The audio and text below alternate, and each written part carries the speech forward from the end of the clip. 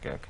రాష్ట్రపతి, ఉపరాష్ట్రపతికి సంబంధించిన ఎన్నికలు జరగబోతున్నాయి సార్. దీంట్లో సరే ఇక్కడ జగన్మోహన్ రెడ్డి గారికి సంబంధించిన వాళ్ళ మద్దతు కావాలని చెప్పేసి కేంద్ర మంత్రులు ఫోన్ చేయడం ఇవన్నీ కూడా జరుగుతుంది. ఆల్రెడీ ఇక్కడ కూటమిలో 3 పార్టీలు ఉన్నాయి. మళ్ళీ జగన్మోహన్ రెడ్డి మద్దతు కావాలని చెప్పేసి అధికారంలో ఉన్నటువంటి బీజేపీ అడగటం ఏంటి? మొన్నేమో హాట్ లైన్లో చంద్రబాబు నాయుడు గారు, రేవంత్ రెడ్డి గారు, రాహుల్ గాంధీ గారు ముగ్గురు కనెక్షన్లో ఉన్నారని ఇంకో చర్చ.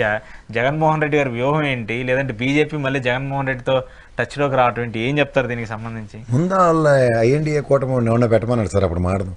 నేను మొన్నటిదాకా అజీజ్ గారు అనుకున్నా.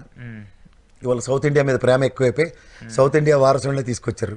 తమిళనాడు ఎలక్షన్స్ ఉన్నాయని చెప్పేసి తమిళనాడు ఎలక్షన్ వాళ్ళు చేసి గేమింగ్.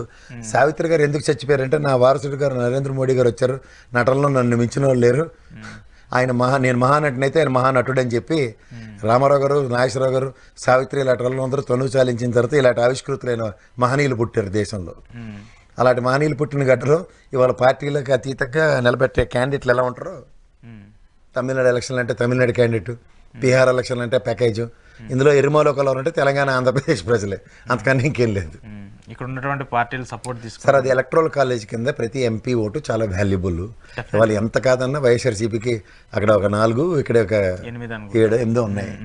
పైపచ్చి ఆయన మాట కాదనే వాళ్ళు ఇంకా బయటికి వెళ్ళి కోతికొమ్మచ్చి ఆడుకుంటున్న వాళ్ళందరూ కూడా ఇంకా ఆయన మాట వినే నేపథ్యం ఉందన్నది ప్రాథమిక అవగాహన తెలుగుదేశంలో కన్నా వైఎస్ఆర్సీపీలో కన్నా బీజేపీ వాళ్ళకి ఎక్కువ ఉంది. సో దాన్ని బట్టి ఏంటంటే శంఖంలో పోస్తాను కానీ తీర్థం అవుతుంది కాబట్టి నువ్వు కూడా మాట చెప్పు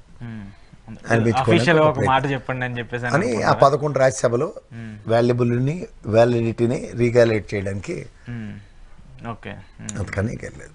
అంటే ఇక్కడ కూటమిలో ఉండి మాట్లాడుతున్నారు కదా, మళ్ళీ జగన్మోహన్ రెడ్డితో ఆ లైజనింగ్ మెయింటైన్ చేస్తే ఇక్కడ కూటమి ఏం బీటలు వారేద్దా అనే ఒక చర్చ కూడా ఉంటుంది కదా.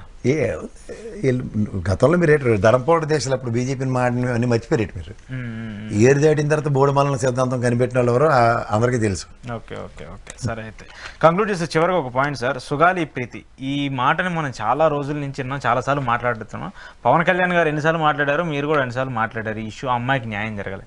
స్టిల్ ఇప్పటికి కూడా ఈరోజు వాళ్ళ మదర్ మళ్ళీ ప్రెస్ మీట్ పెట్టి మా కూతురికి న్యాయం చేయండి అని చెప్పేసి ఆమె మాట్లాడుతున్నారు. దీని మీద మీరు రియాక్ట్ అవుతారని నేను అనుకుంటున్నాను. అంటే 19వ తారీఖు నాడు వీల్ చైర్ యాత్ర మొదలెడబడుతుంది ఆవిడ. అవును,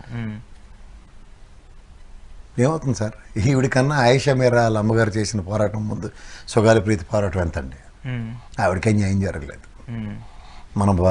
మనం చేసుకున్న కర్మ ఏంటంటే, తెలుసో తెలియకో ఆడపిల్లల మీద జరుగుతున్న దాష్టికాయలకి వాటికి ఎవరికి బాధ్యత లేదు. ప్రతి ఒక్కడు పొలిటికల్ అవసరాలకు వాడుకునే ఒక వెపన్ కింద సుగాలి ప్రీతిని గౌరవ పవన్ కళ్యాణ్ గారు, గౌరవ జనసేన పార్టీ వాడుకున్నంత ఎవడో వాడుకోలే. డెఫినెట్గా ఏహపరాలు మర్చిపోయి ఎవరు ఆయనలో జరిగిందో ఎవరి ప్రభుత్వంలో జరిగిందంటే వాళ్ళ కథ స్క్రీన్ పే దర్శకత్వం డైరెక్టర్ చూడండి, అలా అక్కడ పులిని పెట్టాలంటే పిల్లిని పెట్టాలంటే పిల్లిని పెట్టినట్టు అది ఎవరి ప్రభుత్వంలో జరిగిందో ఎవరి ఆయనలో జరిగిందో కూడా ఏహపరాలు మర్చిపోయి ఒకరికి అనుగుణంగా దాన్ని మలచడానికి చేసిన వికృత క్రీడలో బలైంది వైఎస్ఆర్సీపీ అని చెప్పొచ్చు. ఆవిడకి ఎంత సముచిత స్థానం కూడా ఇచ్చింది వైఎస్ఆర్సీపీ పరంగా. జగన్మోహన్ రెడ్డి ఏం చేసాడో కూడా చరిత్రకు తెలుసు, మళ్ళీ నేను చెప్పాల్సిన అవసరం లేదు. సో వీటన్నిటి సారాంశంలో సుగాలి ప్రీతికి జరిగిన అన్యాయానికి, అలాగే ఆయిషా మీరాకి జరిగిన అన్యాయానికి ఒక మగజాతిలో పుట్టినందుకు సిగ్గుపడితో తలదించుకోవడం తప్ప నేను అంతకన్నా ఇంకేం చేయలేను. ఎందుకంటే సిబిఐలో అడిగితే చేతులు ఎత్తేసి నాతో కాదన్నప్పుడు ఇంకా అడిగేలు మొరెట్టుకోలేదు. కానీ అలాంటివి మాత్రం పొలిటికల్ అవసరాలకి కొన్ని పార్టీలకి అస్త్రాల కింద వాడడం మాత్రం మంచి పద్ధతి కాదు, ఖచ్చితంగా కాదు. ఎందుకంటే ఇప్పుడు రాజకీయం కోసం వాళ్ళు ఏదో 4 ఓట్లు పడతాయని చెప్పేసి మాట్లాడుతున్నారు, కానీ పడ్డాయి జరిగినటువంటి అన్యాయాన్ని మనం మాట్లాడలేకపోతున్నాం కదా. స్టిల్ ఇప్పటికీ ఈజ్ డిప్యూటీ సీఎం, ఇప్పటికీ నోరు తెరవట్లేదు. అది చాలా బాధాకరంగా ఉంది. అట్లీస్ట్ దాని మీద ఒక స్పెషల్ టీంని వేస్తూ లేదంటే విచారణ జరిపిస్తూ ఏదో ఒకటి చేయడానికి ఉపయోగం ఉంటుంది. దాని మీద రెస్పాన్స్ అనేది రాకపోవడం ఇర్రెస్పాన్సిబిలిటీకి నిదర్శనం అది, అంతకన్నా ఇంకెళ్ళలేదు. ఆయన ఆ పొలిటికల్ టైంలో చేసినటువంటి ఏ కామెంట్కి ఇప్పటి వరకు రిఫ్లెక్షన్ కనిపించట్లేదు. ఉమెన్ మిస్సింగ్స్ కావచ్చు, లేదంటే ఆ తర్వాత రోడ్లు అంటారా, ఆ పని అంటారా, ఇప్పుడు స్టిల్ ఈ సుగాలి ప్రీతికి సంబంధించిన అంశం కూడా కావచ్చు. ఏదైనా ఎలక్షన్కి నేను మీకు ఎలా ఉపయోగపడాలని ఒక పార్టీని పణంగా పెట్టిన వ్యక్తి ఎవడంటే పవన్ కళ్యాణ్. ఇలా ఉపయోగపడని టాస్క్ ఇచ్చిన తెలుగుదేశానికి జహాపన రాజకీయాలు చేస్తున్న పవన్ కళ్యాణ్ ప్రజలకి సమాధానంగా మిగిలాడు. ప్రశ్నిస్తానని వచ్చి సమాధానం ప్రజలకు మాత్రం బ్రహ్మాండంగా తెలిసిపోయింది.